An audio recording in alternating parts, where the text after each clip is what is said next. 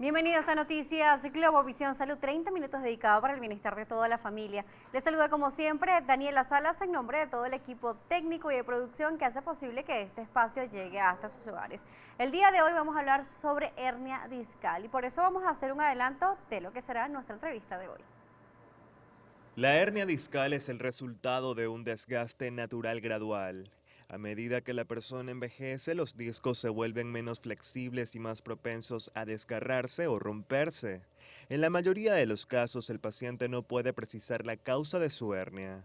Algunas veces, el uso de los músculos de la espalda en lugar de los de las piernas y los muslos para levantar objetos pesados puede ocasionar una hernia de disco.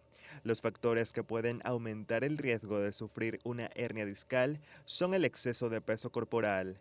De igual manera, las personas con trabajos físicamente exigentes tienen un mayor riesgo de padecer problemas de espalda.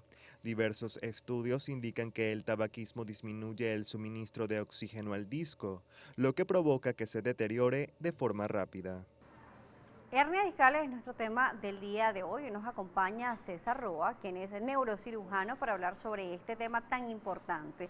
Un gusto recibirlo, doctor. Bienvenido. Gracias a usted, Daniela, por la invitación. Hola a todos. Gracias por acompañarnos. Vamos a hablar sobre la hernia discal. Veíamos un adelanto de lo que será nuestra entrevista, pero queremos que sea usted quien nos los explique. Queremos hablar primero sobre los discos, además de nuestra columna y la importancia de mantenerlos sanos.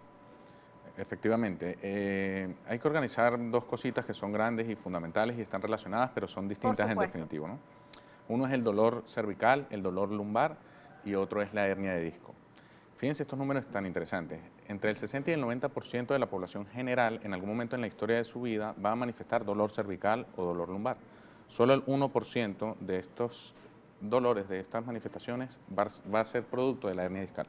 ¿Cómo diferenciarlo? ¿Cómo saber incluso como paciente en dónde está ubicado estos dolores? Claro, la ciática clásica, que es el dolor radicular por hernia de disco, sigue un recorrido que es el recorrido de la raíz nerviosa.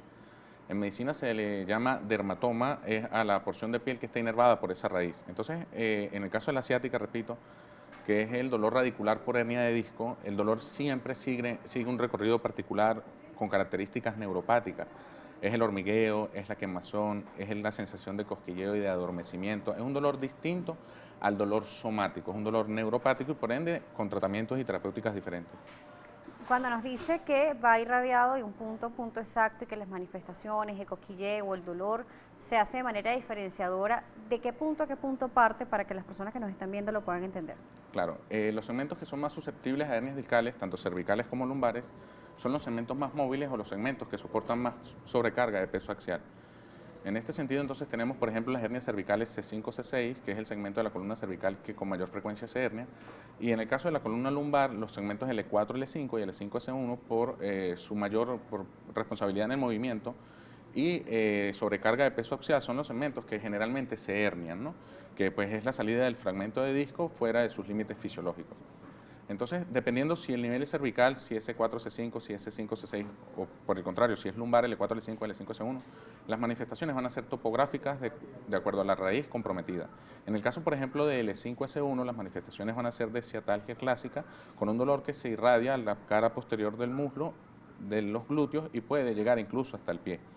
En los casos severos o en los casos crónicos puede incluso tener disminución de la fuerza muscular y dificultad para la dorsiflexión del hallux, del dedo gordo del pie, ¿no? Y algunos otros síntomas motores. Lo que quiero decir es que las manifestaciones clínicas motoras y sensitivas van a depender de la raíz nerviosa comprometida.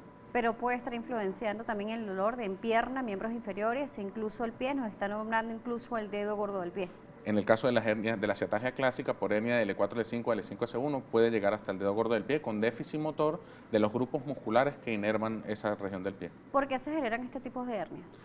Es multifactorial, no hay una condición que sea sine qua non para el desarrollo de las hernias, ¿no? Sin embargo, hay factores de riesgo que se pueden modificar y factores genéticos y hereditarios que también han contribuido a la génesis de las hernias discales. Pero básicamente la obesidad, el sobrepeso, la falta de higiene postural en las actividades cotidianas, el sedentarismo y el cigarrillo son factores de riesgo muy importantes en el desarrollo de las hernias discales. Muchas personas consideran o piensan de que levantar mucho peso puede generar las hernias e incluso las discales. ¿Esto realmente es cierto? En pacientes con factores de riesgo sí son factores predeterminantes. Es lo que sucede con algunas otras condiciones. Hay pacientes que fuman que nunca manifiestan dificultad para respirar o enfermedades asociadas al tabaco. Pero los pacientes que tengan factores hereditarios, genéticos y de estilos de vida, pues si le sumamos factores de riesgo, pues en algún momento pueden padecer de hernias discales. Cuando me habla de factores hereditarios, puede ser que una persona que tenga un padre o una madre con hernia discal lo pueda desarrollar con el tiempo, ¿o es de otro tipo lo que nos habla? Como te digo, no es un factor determinante, sin embargo, la suma de varios se traduce en la enfermedad. Pero la genética puede estar relacionada. Hay un porcentaje importante de riesgo de que los hijos de pacientes que hayan tenido hernias discales pues padezcan esta enfermedad. Sobre el diagnóstico y el tratamiento vamos a hablarlo en la próxima parte, doctor. Lo invito también a ustedes a participar en las redes sociales. Recuerde, @salud_gb, @Daniela J. Salas, nuestra cuenta. Estamos en vivo en este momento a través de esta cuenta de Instagram. Recuerden que por allí puede interactuar con nosotros. Seguiremos conversando con el doctor César Roa, quien es neurocirujano y especialista en la materia. Estamos hablando sobre hernias discales. Ya regresamos con más.